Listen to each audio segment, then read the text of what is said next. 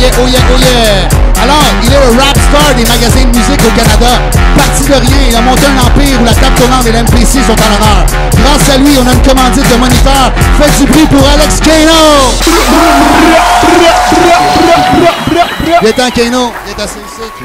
Viens t'asseoir à côté de mon oncle. Yeah, viens-moi, mon oncle. Ah ouais. Bon, un peu de mon âge. Kano, c'est le boss des magasins à Montréal, man. J'essaie de... Moog est là depuis quelle année? 98, on célèbre 20 ans. Puis il était là au début, en plus. Attends, man, tu t'en souviens pas? Moi, j'étais là avant. Où ça? Quand t'étais chez Ital Melody, puis lui, il essayait, il s'occupait du comptoir, genre DJ, puis son boss, tu sais, il était pas aussi dans... Il croyait pas à ce qui s'en venait. Kano, il l'avait vu. Kano, il avait fait rentrer un Vestax. C'est vrai. Puis c'était un des premiers à acheter. Man, tu t'en souviens pas? J'ai acheté le Vestax. Ok, j'ai fait de drogue, Devious, il t'avait commandé un Vestax, il était pas venu le chercher. Moi, je te dis, je veux un Vestax, tu dis, j'en ai un, mais c'était à Devious. J'étais comme, j'ai 700$ cash. Je te l'ai donné. C'est là, c'est là que ça a parti. Devious m'en revient tout le temps. Wow. Vous parlez de DJ Devious? DJ Devious, qui à l'époque était on top. Il y avait Devious, il y avait les tracks. C'était vraiment le début, vraiment, où est-ce que ça a commencé à exploser. Toi, t'as vu tous ces gars-là venir louer ou acheter des pièces d'équipement? C'était un peu de mes amis. J'étais un peu, disons, un gear freak, donc... T'étais dans la scène. Tout le monde te connaissait comme si t'étais un rapper. C'est pour ça que j'ai dit c'est le rap star. C'est exactement. Sauf que je sais vraiment pas rapper. Je suis vraiment mauvais même. Non, t'étais plus smart qu'eux autres, hein? Non, mais j'étais vraiment un gear freak. Dans le fond, j'ai commencé avec beaucoup d'équipements chez nous. Tous des vieux samplers. J'avais une collection. Puis j'avais encore une grosse collection de fous. Tu vas-tu faire un musée, Mogodio? Ça, je pense que c'est la prochaine chose. Sinon, ma femme va me crisser dehors avec tous les équipements. Alors, j'ai pas bien le choix. T'es-tu du genre à jeter une pièce d'équipement quand... Non. J'ai bien la misère. Ben la misère. Donc, non, mais c'est pas vrai. Je me suis départi d'un peu parce que j'avais des doubles, donc j'ai arrêté. Il y avait des doubles! Des classiques. Alors, c'est comme un DJ qui a des doubles. Tu faisais des juggles avec? Non, mais c'était tout des vieux. Mettons la MPC 2000 XL, c'est un classique, je l'ai en double. S'il y en a une qui casse, il m'en reste une. Ouais. Non, mais je parle des classiques, des vieux synthés. Alors, j'ai commencé là-dedans beaucoup, puis tout le monde... J'ai aidé beaucoup de monde à monter leur studio. Puis aussi à monter tout ce qui était gear, setup, DJ.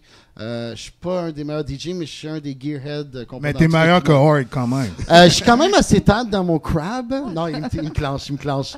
Ma salade de crab, là. On verra ça tantôt au Freestyle Lab.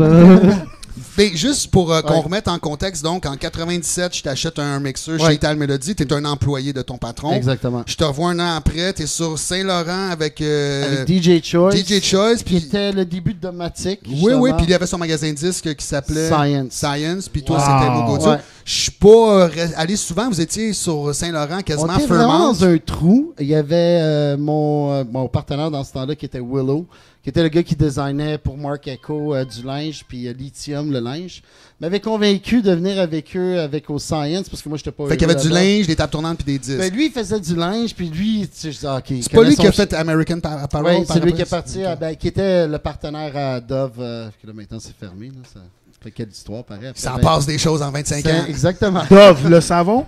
Non, pas Dove, Doug, le propriétaire. Doug, ouais.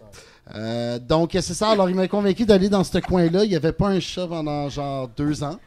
Je pense que c'est juste toi qui es venu. Wow. Mais moi, j'étais venu voir des records. Puis là, j'étais comme, ils vendent du gear. Puis je t'avais reconnu. Puis il y avait une couple de monde qui venait parce que Domatic était huge dans ce temps-là. Alors, il y avait beaucoup de médias qui venaient. Puis il y a quand même beaucoup de DJ qui sont partis de là.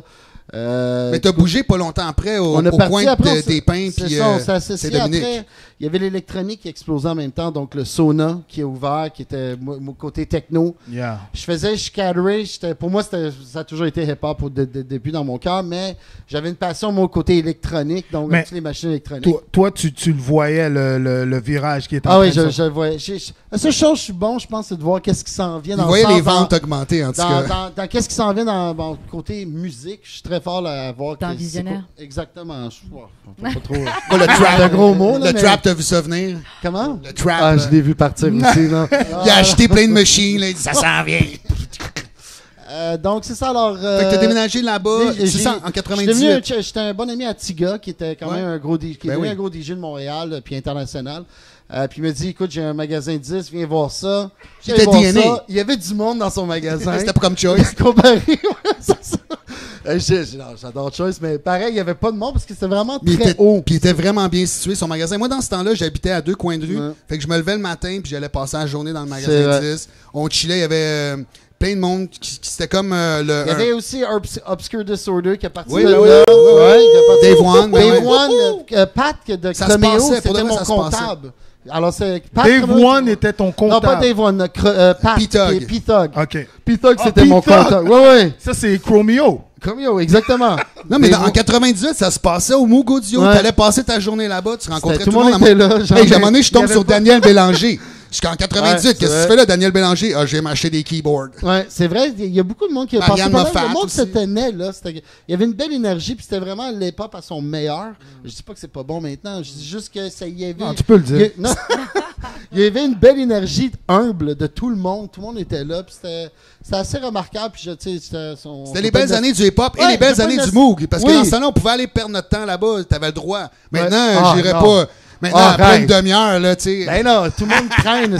Mais le monde vient chez nous encore, puis je me dis, c'est psychologique juste pour décontracter, parce que, tu sais, dans le magasin, c'est con à dire, tout est plugué. C'est agréable. Donc, ça arrive que le monde vienne, le monde commence à jammer.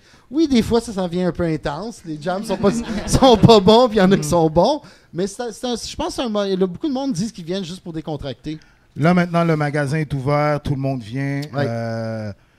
Moi, j'ai connu Keno, j'ai commencé à remarquer Keno, genre... dans le temps de Musique Plus, Monsieur Net. Oui, ça a été un autre virage pour moi côté TV. J'ai Denis Talbot qui est venu random au magasin, je l'ai servi. Puis il a dit, t'es vraiment drôle, tu connais ton gear, je veux t'avoir à l'émission. Là, j'étais comme, ok, oublie ça, TV, je suis vraiment gêné. Je suis pas un gars. Déjà là, je suis un peu gêné, mais ça n'a pas de l'air, là. Mais bref, moi, être devant la TV, puis il m'a convaincu, puis j'étais allé là, puis ça a été un de leurs plus. Quand j'ai passé, parce que c'était tellement n'importe quoi que j'ai fait, parce que j'ai montré un nouvel équipement, mais j'étais tellement comme all over the place. T'es un personnage, c'est ça? Je pense que c'est ça, le monde. Pas juste un businessman, t'es un personnage. Ouais, alors je pense que c'est devenu un shtick là-bas, puis ils m'ont dit, le producteur est venu me voir tout de suite après l'émission, il était comme, il faut que tu viennes. C'était vraiment intéressant de montrer le côté musical là-bas, puis c'est avec le vidéo game. Puis on a fait ça pendant 3-4 ans, chaque 2 semaines. Ils voulaient que je sois là même presque à chaque jour, mais j'étais pas capable dans mon... You got a life, man. Ouais, j'avais une petite vie à vivre, mais bref, c'était vraiment une belle expérience. Je veux te dire un chapeau sérieux à Denis Talbot, qui a été un gars, honnêtement, ça n'a peut-être pas rapport, mais il a créé quelque chose pour le monde dans l'industrie de la musique pour les vidéos. Puis il a vraiment pris plein de jeunes, même dans notre temps, puis il a su savoir qui était bon. Puis il a vraiment regroupé. Puis c'est un peu plate que ça a terminé. Je trouve que c'est une belle émission, pareil. Non, gros respect à Denis Talbot. Denis Talbot, champion, je t'aime. Yeah, big up. Je t'aime. Moi, je veux juste souligner, pour ceux qui ne le savent pas, en fait, Mugodio, évidemment, c'est une compagnie qui a des buts lucratifs, c'est tout à fait légitime. Mais en fait, je ne vais pas dire que tu as une fondation, mais quand même. Moi, dans le temps, en 98, dans le temps, je passais ma vie à son magasin. C'était clair, dès qu'on organisait de quoi, t'avais même pas besoin d'y demander, c'était sûr qu'il te sponsait. T'sais. Ça, c'était dans le bon vieux temps. C'était dans le bon vieux temps. Par après, maintenant, tu peux plus faire ça. Faut que tu l'approches, c'est plus sérieux. Mais je veux dire que depuis 2004, tu as sponsé 2000 événements. Ouais. Puis on est rendu, on a fait le total juste dans les dernières années quand même. Puis c'est pas une question d'argent, mais premièrement, moi, j'ai jamais été à l'argent. Je m'en fous que tu viennes acheter une aiguille ou que tu viennes acheter. Ça n'a jamais été ça. Ça a toujours été une passion de passer avec du monde. Puis j'ai toujours remis, honnêtement, j'ai jamais pris une dividende de la compagnie. J'ai toujours remis dans la compagnie. Mais j'ai réinvesti beaucoup dans tous les événements. On a fait, j'ai les calculés l'année passée, on a peut-être réinjecté 200 000 à aider des jeunes, à aider beaucoup des événements. Puis c'est comment? 200 000. 200 000. C'est pas encore le chiffre, mais ça reste que c'est important pour moi. N'importe quoi qui commence, qui débute, je suis tout le temps là, puis le monde le savent, puis j'adore aider. Puis ça commence à 2-3 personnes, comme cette belle émission-là que je sens qui va grandir avec une belle énergie. Alors c'est ça, j'adore faire ces affaires-là, et c'est pour ça que justement, je vais te commenter. Tu peux venir faire des chroniques de musique quand tu veux. Plaisir. Moi, je veux juste rajouter aussi que, pour de vrai, pour les gens qui ne connaissent pas Keno, c'est vraiment une personne qui a la scène à cœur. Back in the days, j'ai organisé une compétition de DJ, un DJ battle. Puis Keno, man, il nous a sponsor, man, puis c'est vraiment bien apprécié. J'apprécie. Moi, je peux dire aussi, quand je suis arrivé ici, c'était pour participer au Battle of the Nerd. Puis je sais que les prix ont été aussi offerts par Moog Audio. Merci. Mais c'est pour ça qu'on y retourne. Moi, je dépense mon argent à ton magasin, puis ça me fait plaisir, parce que de toute façon, il faut que j'en achète des machines, mais ça me fait plaisir de l'acheter chez mon chum Kano. Je pense que c'est le succès. Tout le monde, on s'adore, puis tout le monde, faut pas jamais penser à n'importe quoi que tu entreprends. Faut jamais penser à l'argent, parce que c'est pas ça l'argent. Le but, c'est l'entretien qu'on a ensemble. C'est clair que sur le corner, on pense pas à l'argent. Oh! Ça sent non, mais même, genre, tu sais, tu disais que c'était pas l'argent ta motivation, mais même tu as été récompensé. Donc j'ai vu que en 2000, j'ai envie de t'appeler Mog All I Do Is Win, parce que j'ai vu que tu as gagné en 2004, 2005, 2006, 2007, 2008, 2009 et 2010. Meilleur magasin stéréo à Montréal. Donc, Attends, pas juste parce qu'on l'a pas dit une fois, là, mais c'est un gros magasin à Montréal, mais c'est un gros magasin à Toronto aussi. Je suis allé à Toronto 2 fois à ton magasin parce que je faisais un show là-bas, puis ça me prenait une aiguille. C'est mon gérant ici que j'ai transféré là-bas dans un train. Je le remercie, Francis. Es-tu revenu une fois depuis? Il n'est jamais revenu, puis je suis à Toronto, puis ça a duré, j'étais loin de ma femme que j'aime beaucoup. Après 3-4 mois, j'étais plus capable. Je m'ennuyais aussi le monde de Montréal. Donc, j'ai appelé mon gérant, j'ai dit, dude, je te fais une affaire, viens-t'en tout de suite. Puis, je remercie Francis. Depuis 2004. Le lendemain. Depuis 2004. Moi, je suis allé la deuxième journée, ça venait d'ouvrir, je passais par Toronto, j'étais allé voir Francis, j'ai lâché un gros tabarnak dans le magasin, il était tout content. Ouais. C'est vrai. C'est un bon keb, je l'aime. Non, c'est nice. Non, c'est ça, oui, on a gagné plusieurs awards à chaque année, puis je remercie tout le monde, toutes les personnes qui nous votent pour nous. On a gagné pendant, je pense, les 5-6 premières années comme meilleur magasin de TV. Je ne sais pas pourquoi. On était en compétition avec Future Shop. Puis j'ai toujours fait un shtick là-dessus. J'appelais Man Mirror. Puis toutes les compétitions, j'étais comme, why? T'sais? Mais supposément, on vendait beaucoup de TV. Tant mieux, j'en ai jamais vu une chez nous. Mais bref. Mais après, ils ont conçu qu'on était dans l'instrument de musique. Ils ont compris. Ils ont compris après 5 ans. Alors maintenant, on est dans la bonne catégorie. Mais tu as déjà été un Mac retailer, hein? Oui, j'étais un Mac retailer. Et on a perdu énormément d'argent. Ah ouais? C'est Mac, c'est un empire. C'est comme une mafia, hein? C'est une mafia. Je veux dire, tu fais pas beaucoup d'argent. Puis moi, vraiment, qu'il y avait quelque chose, ben, tu peux pas retourner le stock. Donc, c'était une belle expérience. Beaucoup de mes chums en ont profité, sauf moi. Donc, j'ai donné bien des iPods à Noël à du monde. De tous les artistes qui sont passés à ton magasin local, lequel de ces artistes-là que tu es vraiment le plus fier, là, tu vois, wow, il est vraiment big. Écoute, je vais être honnête, c'est une très bonne question, mais je capote à chaque fois que je vois tout le monde. Honnêtement, que ce soit n'importe quoi. Là, puis si tu le sens, quand tu es venu, puis quand Org vient, tout le monde fait quelque chose dans l'industrie, puis je suis toujours fier de voir ce monde-là rentrer. Que ce soit les Kid Koala, comme je te dis, Tiga, les Track Whatever, Nomad, sont tous passés par chez nous, ils passent tous par chez nous. Mais pour moi, je suis vraiment, ça soit n'importe qui. Puis il y a des personnes, quand que je vois dans un jeune qui est très passionné, c'est ça qui m'allume, je pense, plus que de voir du monde qui made it, tant mieux. Mais j'adore voir les nouveaux jeunes qui s'en viennent. Puis je descends en bas, petite histoire parenthèse. C'était mon dernier Boxing Day. Je suis descendu au Boxing Day parce que moi, je m'occupe de tous les clubs, les hôtels maintenant, à faire les concepts de système de son. Puis je suis descendu en bas, man. Puis j'ai vu vraiment comment il y avait une distance. Puis je voyais que, OK, bon, le nouveau jeune, moi, j'ai quand même vieilli. Je suis dans un autre âge, je suis dans une autre perception. Puis j'ai dit, Chris, maintenant, je pense que c'est assez. J'ai donné ma révérence et j'aimais ça de faire ça, puis voir tous les jeunes. Mais là, ils sortent plus, les jeunes, surtout sur Internet. C'est exact. Puis c'est une crise de bon point que tu dis. Le monde, on voit vraiment une transiente, puis vraiment sur notre website, il y a du monde qui achète des kits de DJ que moi-même, dans notre temps, on achetait un kit, je sais pas, 1000$, 2000$. Mais du monde achète ça maintenant online. Pour moi, je comprends pas. Il faut que je le touche.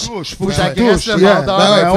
Puis aussi, s'il marche pas, tu veux savoir la chalet. Moi, à chaque fois que je m'en vais dans un magasin, il faut que j'agresse un peu le gars. Là, genre, donc, c'est quoi le futur de Moog Audio? Qu'est-ce qui t'attend? Des 2017, ventes en ligne? Ça s'en va où? On s'en va à Vancouver. On va ouvrir un magasin à Vancouver? Un micro-boutique à Vancouver. Et vraiment, on va faire un nouveau look. On rénove, c'est le 20 ans, donc on va rénover le magasin à l'intérieur. À Montréal aussi? Oui, Montréal et Toronto. Montréal et Toronto, on va donner notre nouvelle image, nouvelle esthétique. C'est un beau logo. C'est un beau logo classique, puis bien la misère avec santé, lui qui monte. Donc, bref, on va changer un peu la manière que c'est fait à l'intérieur du magasin. Les gros marchés en ce moment, depuis les dernières années, c'est vraiment le modulaire, les synthétiseurs modulaires. Il y a une grosse vague. Mais j'ai vu que ça a pris une grosse partie de ton magasin. Mais c'est énorme. Je l'ai vu venir, ça. Puis les pédales aussi, les pédales de guitare que beaucoup de monde utilise aussi. Sur des synths. Sur des synths. Des mics. Des mics aussi, c'est très bon. Donc ça aussi, les mics pour le mic, tu veux dire. Les gars, ils se mettent des pédales de modifier des pédales de loop pour faire du beatbox, des pédales de distorsion, de delay. Ouais, donc on est allé chercher du monde qui faisait des produits à la main chez eux. On a encouragé beaucoup, partout dans le monde. Mais il y en a du Québec. Il y a trois compagnies du Québec, une compagnie de Toronto, une compagnie de BC. La plupart viennent après du reste du Japon, l'Europe, tout ça. On encourage tous ces jeunes-là qui font des produits à la maison. Ils sont uniques. Puis qu'est-ce qu'ils ont donné aussi notre shtick? Bon, le monde, quand les artistes viennent, il y a la personne va faire peut-être une run de 10 pédales. Ça devient unique maintenant. C'est plus mass market. Puis ça fait longtemps, on n'a jamais été pour du mass market. Des produits chez Moog, ça a toujours été trouver the best of the best. Puis qu'est-ce qui est unique. Puis on sens beaucoup là-dedans que ça soit plus facile à essayer des choses. À quand une compagnie Moog Audio qui fait des pédales puis qui fait des claviers? Écoute, on a pensé à ça, mais malheureusement, on est en cours avec Moog Music. C'était prévisible. Ouais, c'était prévisible, mais j'ai le droit. C'est ça, longue histoire. Je ne vais pas rentrer dans les temps. Mais je sais que tu as le droit, mais est-ce que le juge le sait, lui? Ouais, c'est ça. Donc, on s'est entendu. Bien, j'ai pas le droit de faire des équipements, donc... j'ai le nom à travers le Canada. Mais tu pourrais faire une sous-division. Je pourrais faire une sous-division, changer de nom, tout ça. Mais si ça vient, c'est vendu à mon magasin, puis ça, j'ai pas le droit. Bref, petite affaire légale. Mais non, je pense qu'on va juste aider tout le monde qui manufacture parce qu'ils n'ont pas la chance de se faire distribuer par des gros distributeurs. C'est comme ça que ça marche. Tu as à peu près 3 gros distributeurs au Canada puis aux États-Unis. Ils achètent toutes les lignes, ils distribuent. Il faut t'acheter pour un X montant. Puis tout le reste, des bonnes choses qui sont faites, sont restées sur le côté. Donc, moi, je m'en vais de l'inverse de l'industrie. J'ai toujours fait ça. Je vais encourager tout le monde qui fait des produits de même. Hey, merci Keno. Sérieux, super bonne entrevue. Merci beaucoup. Je suis vraiment bienvenue. Merci. C'est bon. Juste avant de partir, peut-être nous dire où est situé le magasin. Oui, l'adresse. Puis après, tu termines en chanson. Après, tu termines en chanson. Yes.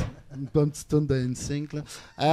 C'est sur 38-28 Boulevard Saint-Laurent, qui est juste au nord de Despins. Puis à Toronto, c'est 442 Queen Street West. On est vraiment dans le feu de l'action. C'est là que ça se passe. Les artistes sont là. Très bien situé. C'est un must. Quand tu passes à Toronto, tu as le goût de rentrer dans le magasin, même si rien à acheter. Oui, puis dites tabarnak à Français, tu vas être bien content. Il s'ennuie. Mesdames et messieurs, Boss Keno!